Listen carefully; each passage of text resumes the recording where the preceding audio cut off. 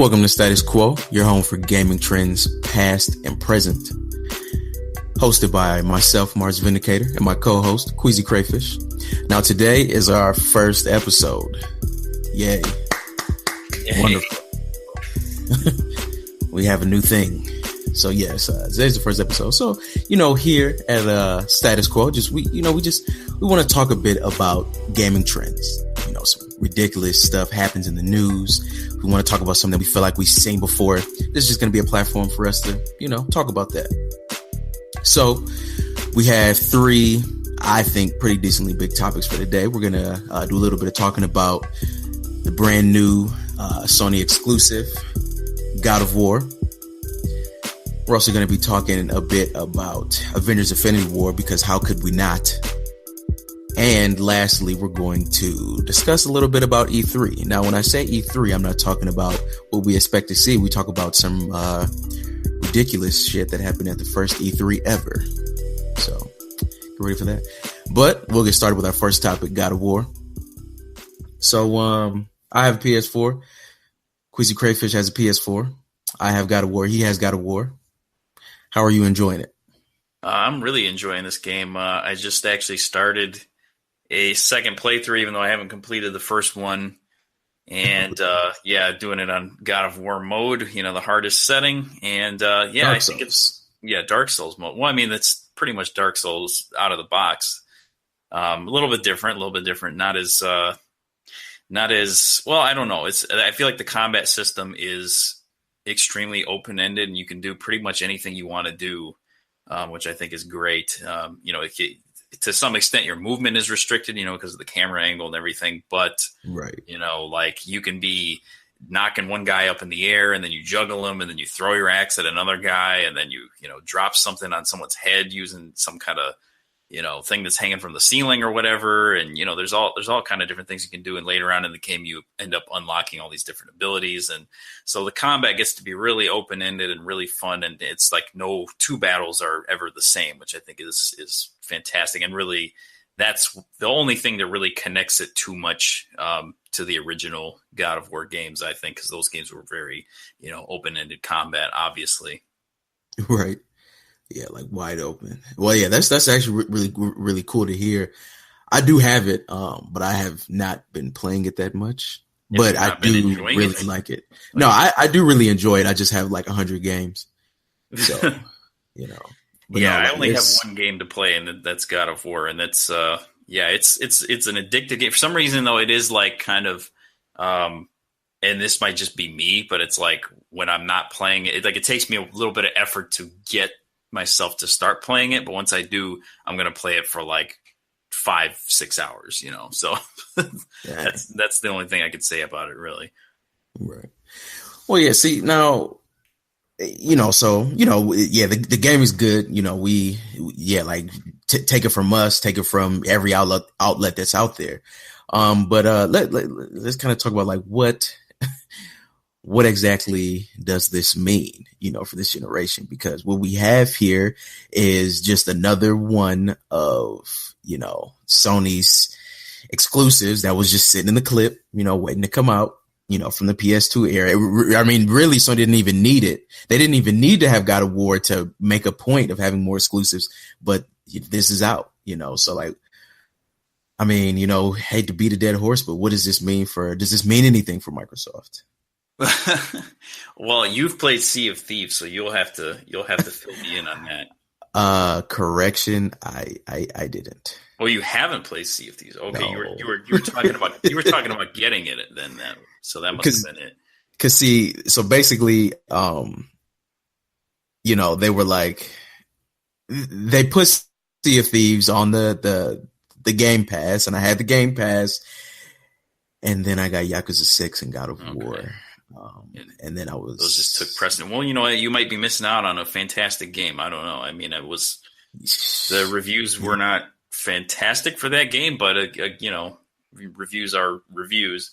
Exactly. They seem to be either all one way or the other nowadays. So, I don't know. I can't speak to that game. That's really the only other game that's that Xbox has at this point that's like comparable in it's gravitas to something like God of War. So without having played that, I can't really speak to their current position. But I mean, just overall, it's just, I mean, this is just, it's just ridiculous. I mean, when you have, like, I don't want to get too deep into the whole console war thing and all the exclusives on either side, but it's like, it seems like every time Sony comes out with one of these big AAA tentpole games, they are, 10 out of 10, 9 out of 10, whatever. They're high profile releases. They sell extremely well. And they have this kind of feel to them like it's a big blockbuster coming out. I mean, it was like that with Horizon. Right. Uncharted 4. Exactly. And now it's like that with God of War. So, this is just, I think Sony seems like they have just more direction, more focus as to what they're doing with their console, whereas Xbox is kind of just off, trying to do backwards compatibility and trying to make, all these features with their, their dashboard and making, high profile, 4K high resolution graphics presentation, all that kind of stuff. It's all kind of like supplemental things to the actual gameplay experience rather than just giving you a great game to play. And that's kind of the difference between the two.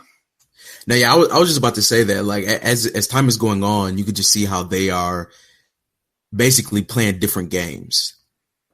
Honestly, the thing that I'm most excited to play on my Xbox One right now is Panzer Dragoon Order. That just came out of backwards compatibility. I am waiting extremely impatiently for Jet Set Radio Future. They have to do that. So yeah, at this point in time, honestly, like the release on the if I look at my Xbox One, there's two games I really want for it right now. Those are Halo 6 and Jet Set Radio Future.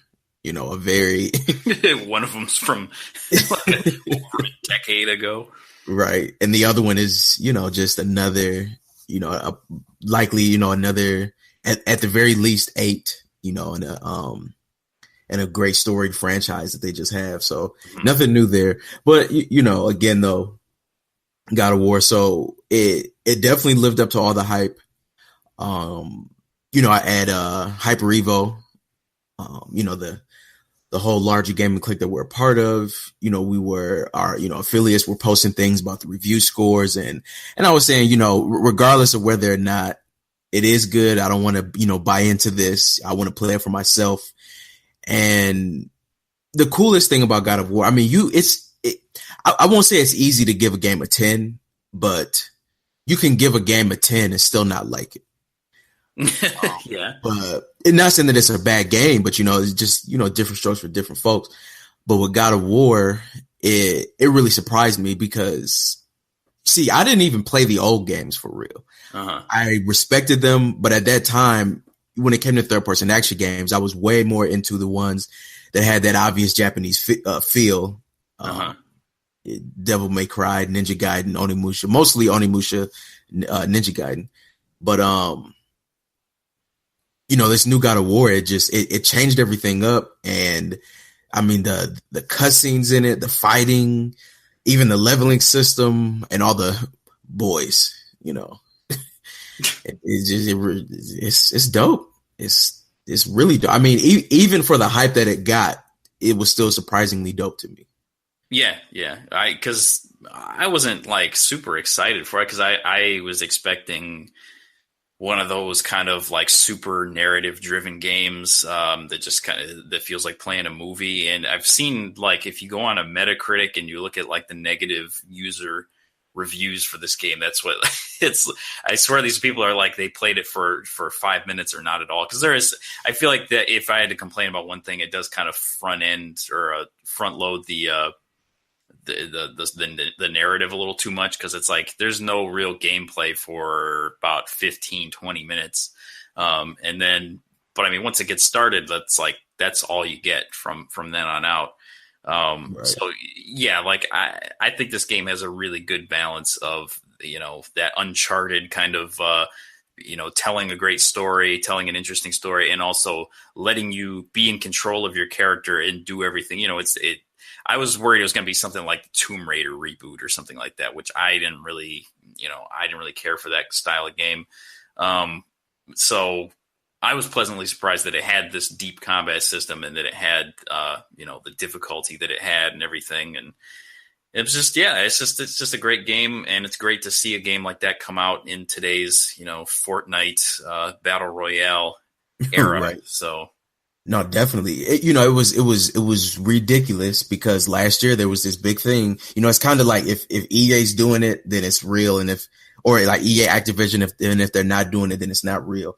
So there was this huge thing that came out, no single player games, after they canceled that Star Wars game, and I was like, no, there's definitely a lot of single player games, and God of War is.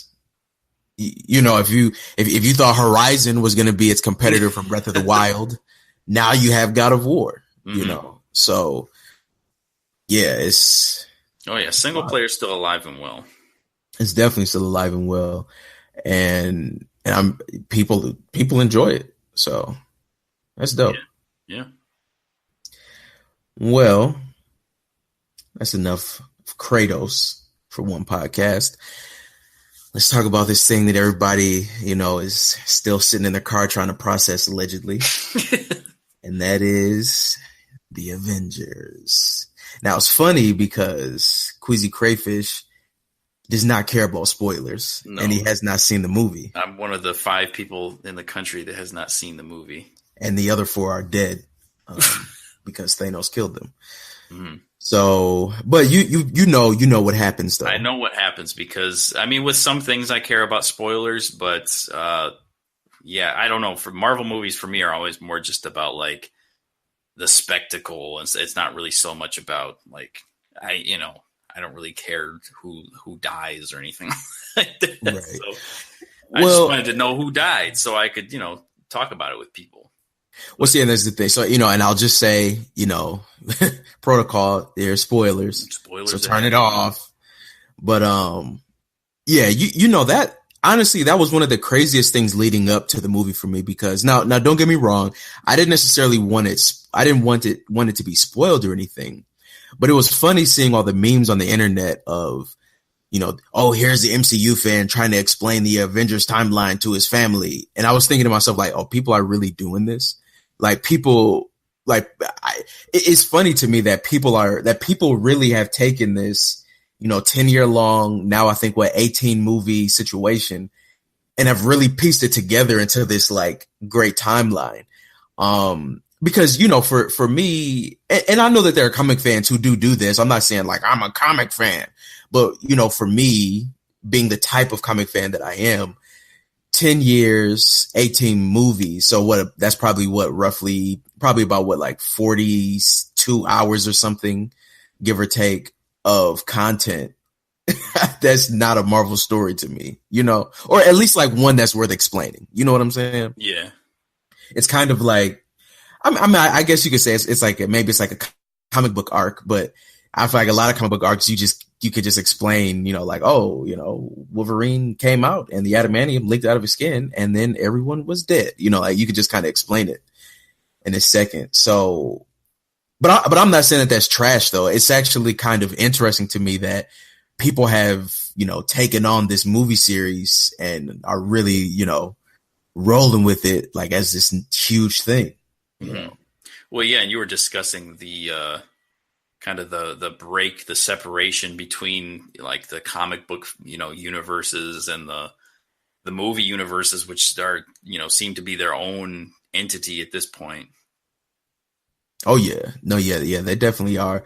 Yeah. Like just as the comic universe, which I guess is the canon one, if you want to call it that, or 616. And then the movies, the Marvel movies are another universe within the greater Marvel. And then the X-Men movies are one, so and then of course you have like the ultimate timeline, other comic book timelines.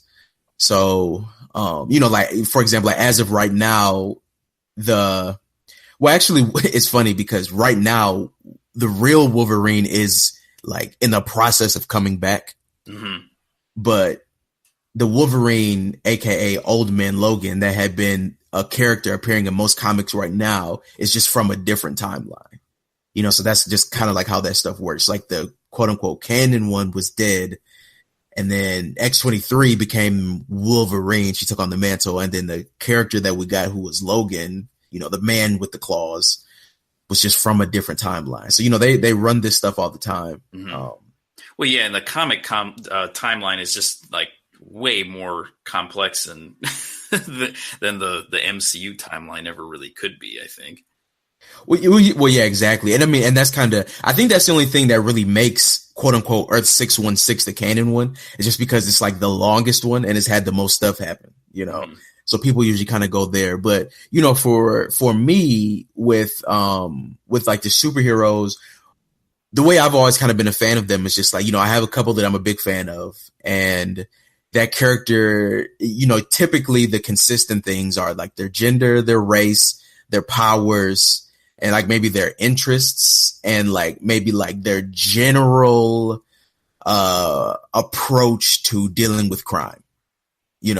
If you're an anti-hero, you're an anti-hero. If you're like a classic hero, you're a classic hero. If you're a villain overall, and then you just see these characters interact in different situations. That's just kind of the way I've always kind of enjoyed them. So when it comes to watching the MCU movies, it's like, yeah, it's not Earth 616 Iron Man, but it's, white guy, rich guy, Tony Stark in a suit, and he does what he does, So yeah, it was crazy how like people are really, into the storyline and like really into like the verbatim of like what happened, and this Thor came and then Doctor Strange did this, Mm-hmm. Like it's Harry Potter or something. Uh-huh. It's kind of wild. But yeah, I mean, well, do you know now, does this movie, does it follow the original, Infinity Gauntlet storyline from the comics pretty closely or not? Well, okay. The funny thing, okay. So yeah, I'm glad you said pretty closely, because basically any crossover that Marvel is ever going to do, at least for now in a movie, if you're going to ask if it's like the comic books, the automatic answer is no, because the X-Men and the Fantastic Four don't exactly exist, so like, they may soon, but not at the moment. Exactly. So if you look at any of those, in the comic books, Wolverine is always there, or like Beast, just whoever, some of those, mutant, Avenger, what I want to say, line crossers. But so obviously they're not there. So the funny thing about it though, is that, so to my understanding, the first time Marvel did a story like this, it was a crossover called Infinity Gauntlet, right? Mm-hmm. Mm-hmm. And then they followed it up with Infinity War, and then Infinity something else. So this movie is called Infinity War, right? Mm-hmm. But I believe it's most similar to Infinity Gauntlet, not Infinity War. Okay. You know what I'm saying? I was just reading about the Infinity Gauntlet storyline earlier, and I mean, it did sound similar. Like you said, there was characters that were missing, obviously, Right. but it does have that entire part of the story where Thanos apparently wins and eliminates half of the population. And Right. this and that, and this and that, and it ends up being apparently Nebula that steals his gauntlet, and then he has to team up with the heroes for some reason to get it back and to reverse what's been done and everything. So, for those who are stressing and crying about what happened, I guess they can look to something like that as being a possible spoiler for the second film. So. Right. And yeah, and I mean, that's kind of the thing. Well, yeah, like that's kind of been, it's like that with a lot of stuff, for a while it was like that with Game of Thrones. It was always like that with Harry Potter. This is always written somewhere, ladies and gentlemen. But, since this is, and since the MCU has been so drastically different from, what's in the Earth 616 timeline, there's no telling how they're going to, go about that. But, I know some of you are like, hey, I hate this podcast. I'm tuning out. It's not about games. We brought this up for a reason. And that reason was, well, to talk about, Avengers / Marvel / X-Men games. Exactly. And so one of the things that I felt was important to this whole thing and was interesting is the way that Marvel has, I feel like, slowly introduced us to a lot of these concepts over the years. And, just how people got into them. And it's funny because though I read comic books, I'm an X-Men fan. So for the most part, I only read X-Men comic books. So I was only introduced to the Infinity War or to the Infinity Stones, I should say, through video games. Fortunately, I'm not talking about Marvel vs. Capcom Infinite because that game is a bunch of bullshit. I'm talking about Marvel Superheroes, which, for those of you who don't know, is the second game in the Marvel versus Capcom series. If you look at it like that, I guess you kind of Capcom. So yeah, you could make that case. Well, no. I mean, it definitely is because they use the exact same sprites and the same characters. Cause that's the only reason Thanos is in MVC2 is because he was like the boss of Marvel Superheroes, cause they just reused all the sprites. I think where it gets fishy is I think you have to mention the Street Fighter Alpha games, but I don't think they're like really in that, but it is what it is. But so you had X-Men Children of the Atom. They started with an X-Men game and then it went Marvel Superheroes. Classic. And then it went X-Men versus Street Fighter, and then it went Marvel versus Street Fighter, and then it went Marvel versus Capcom, Marvel versus Capcom 2, 3, Infinite. Right. So this is all the way back in like, the mid 90s. And it was, I remember it being a really cool concept in the game. Like you got those stones. I remember being really cool, but also really confusing to like, I don't know, but like a 7-year-old, I was kind of like, what the hell is going on? But, it was really dope. And then, of course, because of that, I was reintroduced again to Thanos for Marvel vs. Capcom 2. Yeah, that's the first time I really remember seeing him. Like, I may have seen him in passing in Marvel Superheroes, but Marvel vs. Capcom 2, I think he might have been no, I don't think he was one of the first selectable characters, but he was definitely, unlockable, obviously. But yeah, I just remember thinking like, oh, who is this like fat, like weird looking guy? Like, right. He just seemed like this, like, comic book nerd type character. Like the only people that really knew about comics would even know who he was. And he seemed really like uncool to me, which is funny that like now he seems, like this ultimate badass villain guy in this new movie.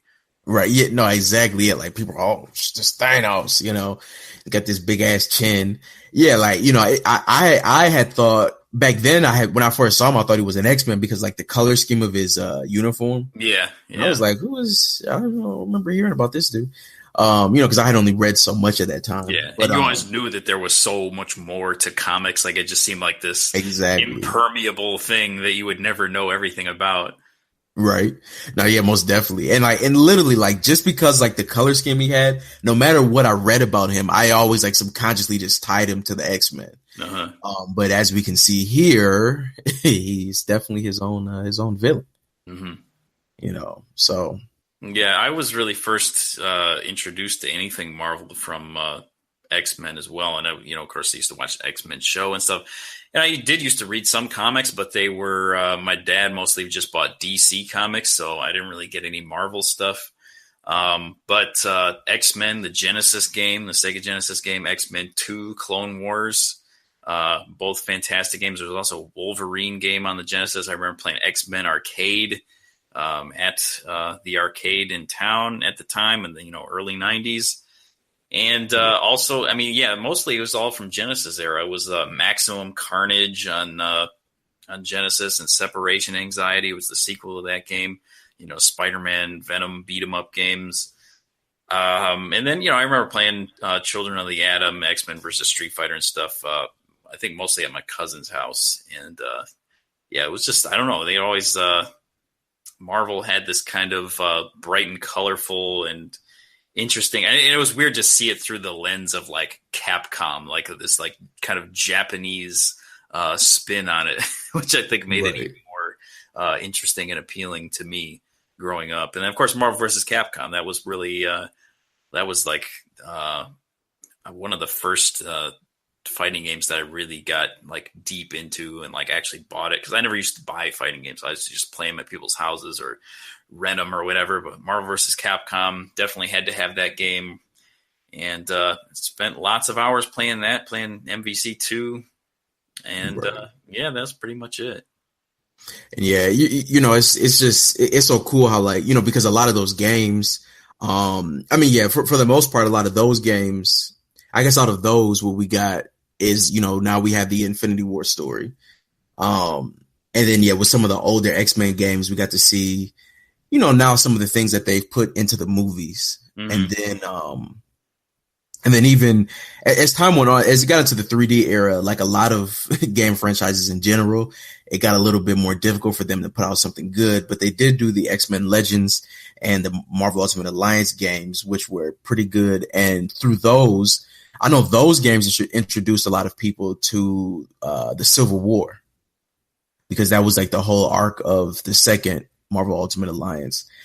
And so it's you know, to me, it's really interesting how important I think these video games are to, like, you know, making these stories and making these concepts, you know, recognizable and cool to the viewers. Because I think unlike Harry Potter, unlike Twilight, unlike even Game of Thrones, what the Marvel movies play on a lot is the fact is that, like, these are characters that you know and remember and have seen, and now here they are on the big screen. Yes. You know, it's not like that, you know, they're not doing so much with just trying to, you know, introduce this new story to us. There's definitely like a huge part of that is nostalgic and, you know, makes you remember these things from the past. And that kind of goes into why I felt the after credit scene from this movie in particular was so interesting, is because it deals with a hero who was largely absent from a lot of this Marvel 90s and 2000s pop culture, which is Captain Marvel. I mean, basically completely absent from the 90s. Right. Yeah, exactly. Well, yeah. Well, yeah, as Captain Marvel for sure. Back then, the person, like, because she took up the mantle of Captain Marvel, but she used to be Miss Marvel. Mm-hmm. And that is who, if I'm not mistaken, who Ro got her powers from. Okay. You know, who she stole them from, you know, she touched. And so I did not know that. I don't know anything about Captain Marvel. I really didn't even, Marvel. See, that's another, I mean, do you think Capcom knew what was going to happen in the MCU? Do you think they got tips? Because I mean, that's you know, MVCI is all with, you know, Captain Marvel and Thanos. Oh no, they and all that. No, yeah, they definitely had. They definitely knew. It wasn't that they had tips. Like, that was the purpose of that game. Mm. Like, that was the whole purpose of that game, was to, you know, was capitalize to just on that. Yeah, for, you know, all this stuff that's coming out. Because, yeah, Captain Marvel, her name, like, her actual name escapes me right now, but Captain Marvel, as Captain Marvel, has only been that way since, like, 2012. Okay. Or something like that. Like, forever, you know, it was Miss Marvel. You know, Miss Marvel. And then Captain Marvel was, if I'm not mistaken, his, like, real name was, like, Marvel. He was, like, an alien or something. You know, I think it was, like, a play on, you know, kind of how Superman is or whatever. Mm-hmm. Well, you know, it's another story for another day. But yeah, so, you know, it's just interesting to see that they did that. And it was funny because when that scene came up, I heard people at the movies like, "Oh man, Captain Marvel." Oh, and I was just thinking, like, you don't even know who she is, you know? And I mean, like, powers are or anything. Exactly. And, you know, I'm sure some people, and even if they do know who she is, like, it was probably more than likely it was some, like, recent, you know, look up. You know, whereas, like, Spider-Man, you know, pop culture icon, you know, Iron Man, everybody knows who he is. You know, Hulk, even Thor, you know, so it's going to be, I guess, I mean, arguably you could say, honestly, that Black Panther was kind of the same way. He was in like the Marvel Ultimate Alliance games, but of course he was not in, any of the Marvel vs. Capcom games. Yeah, no, he was not known to the average person. I mean, exactly. He got I think he got a little bit of juice from Ultimate Alliance because those games had some decent appeal. But yeah, a lot of people didn't know who he was. But of course, he is one of the many American minorities, so a group was behind him. I think that's something that they're working with Captain Marvel too, playing off of the Wonder Woman thing. So, but it will be very interesting to see how they go about introducing, if they do introduce, some male hero who's just fairly new or fairly unknown, is not from space like Star-Lord, is not one of the legit first Avengers like Ant-Man, I guess you could say they did that with Doctor Strange, but because he wasn't in those games. But it's what it is. So we'll see how that turns out. But yeah, I mean, if you haven't seen Infinity War, go see it. It's pretty ridiculous. I'm gonna see it next week. Oh, like you have to. I have to. You have to. Well, on that note, I won't be seeing it next week. Yeah, just never see it. Save yourself. I read the Wikipedia. That's all. Save the tears. Wait till you see Spider-Man die. It's ridiculous. Actually, did it really? Because you have to know that he's not dead. That's right. You just have to know. It was. It didn't mean anything, at least to me. It hit a lot of people, but. Yeah, that's kind of the interesting Marvel thing about that movie is I imagine parents taking their 12-year-old kids to this movie and be just having them be horrified, oh, they wear their Spider-Man t-shirt to the movie and then Spider-Man dead, Right. Yeah, that is honestly kind of wild, but hey, shit, it's Marvel. People weren't expecting that. They're expecting someone. They're expecting Iron Man to die or Captain America or one of them. They weren't expecting, a whole bunch of people to die. Right. Yeah, everyone. But if they were familiar with the story, then they would have known. The whole point is half the universe is dead. Yeah. But they would have known to leave little Jimmy at home. Right. So, with that, I want to get to our last topic of the day. So our last topic is definitely 100% more video game related, but we want to talk about E3. So E3, it's going to happen this year. There's going to be some crazy stuff, maybe they'll pull some old franchise out of their ass again, and, there'll be something new. We'll get to see Battle Royale, everything this year. E3 is going to be great. But what I want to talk about is around the time that this podcast is going to be released. I think it's to be around this one because I think it was May 11th. But anyways, it's the anniversary of the first ever E3, which is also the anniversary of something else. Exactly. And so at the first ever E3, Sega came and really showed their ass by launching the Saturn on the day of their E3 press conference. It's just absurd. Sometimes Sony will come to E3 and be like, we just made a damn it. What do you call those games that are not big budget games? Yeah, we just made an indie game and you can download it now. Right now. Yeah. Or get free, demo right now for such and such game. Yeah. Exactly. But Sega brought their whole next system. This was May 11th, 1995. Yeah, so May 11th. And and this is the year or the 2 years before. I mean, within 2 years of that, they had also brought out basically the 32X, Sega CD, within 2 or 3 years of that. So, and the Nomad, so it was just getting ridiculous at this point. Yeah. And this whole thing was, it was just terrible. And, We were saying right before we got started here was that, they had this whole plan of Saturn Day was going to be some day in was it September or October or whatever. It was a September 2nd. Yeah, where they were going to launch the Sega Saturn on a Saturday, and it would be called Saturn Day, and everyone would be all excited for it, and they'd have all these games set up for launch and everything, and then they come out, day one E3, first E3 ever, and they announce that the Saturn is available right now in select stores, and I looked up some numbers about this. 30,000 Saturn units shipped to Toys R Us, Babbage's, Electronics Boutique, and Software, etc. only.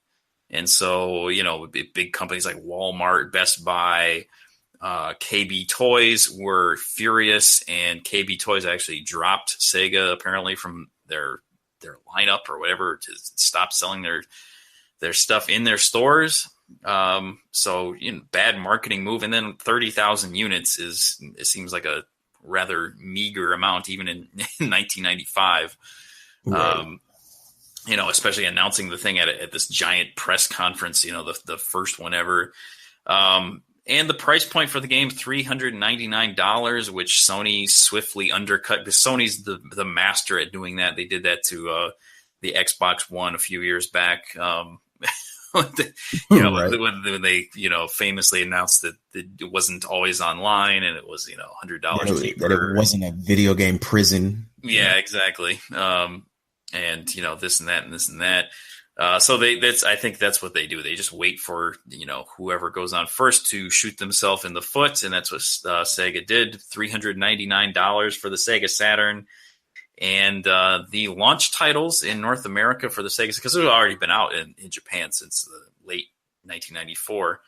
But North American launch titles, you had Clockwork Knight, you had Daytona USA, you had Panzer Dragoon, and you had Virtua Fighter. So that's 4 solid games, if you're into that's actually decent. Yeah, if you're into Sega stuff. They also had Pebble Beach Golf Links and Worldwide Soccer if you're into the sports stuff. So their launch lineup wasn't the worst, and it's not a lot of games, but back then that was, considering the 64 launch with just 2. Right, and Virtua at the time, Virtua Fighter was the shit. In the arcades, it's the only 3D fighting game out. Mm-hmm. So Daytona USA is classic. Panzer Dragoon is criminally underrated. Right. Clockwork Knight, it is what it is. It's and but $399 is pretty high, and they ended up having to drop that price point basically immediately, because PlayStation apparently. The PlayStation launched on September 9th, and within 2 days they had outsold the Sega Saturn. So in all this extra time that they had to build up their market share, they basically just failed, and Sony swiftly outsold them, and Sega ended up having to drop the price by $100 in October, and then at the following E3 in 1996, they dropped it again to $199. So it just, it made them look like fools. It made them look like they just didn't know what they were doing. Horrible business practices. I can't imagine how upset you would be if you bought the full price Sega Saturn at launch, $400, and then, like a year later or less, it's $200 less. That's right. pretty crazy. And not to mention how much better the PlayStation, was just going to be. Yeah. With the games that it got. Well, it's funny. PlayStation's launch was, or their lineup was not that great, I didn't think. Outside of Ridge Racer, they didn't really have a lot, but they quickly remedied that, obviously, whereas, with third-party support and everything, whereas Sega had 0 third-party support. Outside of Capcom. Mm-hmm. Who made them 2D games only, basically. Mm-hmm. Well, and the funny thing, so there's kind of a couple things about that. I think that a lot of people in today's gaming landscape would listen to this and say, man, if PlayStation dropped the PlayStation 5 at E3 this year, like, it would be crazy and people will go crazy. And you could also make the argument that, because if I remember correctly, the PlayStation 2 was launched like in the spring or something. The Switch was launched in the spring. So yeah, console releases don't have to be launched at Christmas. But the thing about this is that if you go back and if you look at like a lot of gaming, interviews or like game news or stuff like that, you'll see a lot of stuff with like, here we have the CEO of KB Toys telling us about the brand new Sega Genesis, So like kind of what you had was just this idea that I feel like back then the idea that video games were toys was still very strong, Oh yeah. So I think that what they had to compete with was you had to really try to sell it like how you would sell a toy, right? Mm-hmm. So if they come out with Tickle Me Elmo and then, Tickle Me Elmo 2 next week and then Tickle Me Elmo 3 the week after, like people are just going to get tired of that. And, you had to kind of let something sit for a while. So what I think they just had this big problem with was that there were things tied to Sega that were just coming out at this point damn near yearly. So, it's kind of like if you were going to ask your mom to get you, some sort of Sega thing, it was just too much going on, mm-hmm. Whereas Nintendo, throughout all of that, they basically had two products, the Game Boy and the Super Nintendo. And not only did they just have those two were obviously very different. One was portable, one was a console. So you had no chance for somebody to confuse the SNES for something else, or for the SNES to be cannibalized by, its own, by like a system in its own, from its own company. Whereas, Sega Saturn, Sega already had a 32-bit add-on for the Genesis, and they already had a CD add-on for the Genesis. So it was kind of like the Saturn almost, maybe to some people, probably just came off as like a combination of those two, which is actually what the Sega Neptune was supposed to be, which is even more ridiculous. They had, they had another thing coming. And then there's the Sega CDX, which is, the CD built into it. I don't think that came out in large number. Oh yeah, look, it's a thing. It's a really small, it looks like an old school portable CD player. CDX. And so that was a thing too. So they just really bombed with that because you got to think like out too. I mean, Game Gear and the Nomad. Yeah, and to try to support all. So obviously they're not going to be able to support all this crap, and that's why you end up with like there's like how many games are on the 32X? Like 10. I mean, it's basically or at least worth playing. Probably not even that. So. Yeah, exactly. And so because you got to think, this is the first ever E3. So this is one of the first big attempts to make gaming and like electronic technology, thing. You know what I'm saying? Yeah. I mean, don't get me wrong. There were some people who looked at it as such back then, of course, but largely there was something that was associated with kids, associated with toys. So Sega they really bombed with doing that because you could say that Xbox is doing that today, with the Xbox One, Xbox One S, PlayStation has multiple models of the PlayStation, but we're just in a totally different realm right now, So that is definitely a ridiculous piece of gaming history and is probably Sega's most notable E3 performance ever. I mean, hands down. Yeah, it is. That's what they're remembered for at E3, I think. I don't know about the Dreamcast launch, but it doesn't have an infamous story connected to it the way the Saturn debacle did. Right, and that's exactly what it is. It is a entire debacle. So, man. Well, I think that brings us to a close today.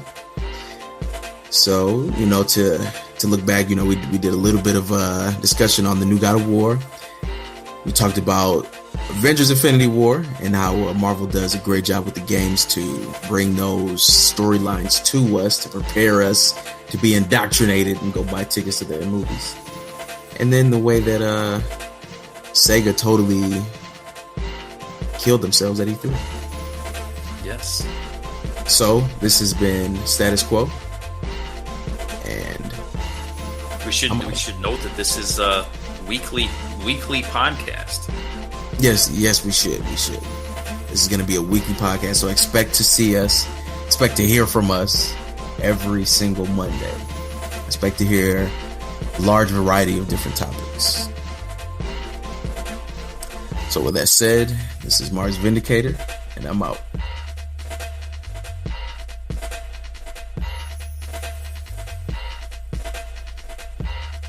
You should say goodbye to her. No. She's going to add it on there. Yeah. Okay. And this is Queasy Crayfish, and I'm also out.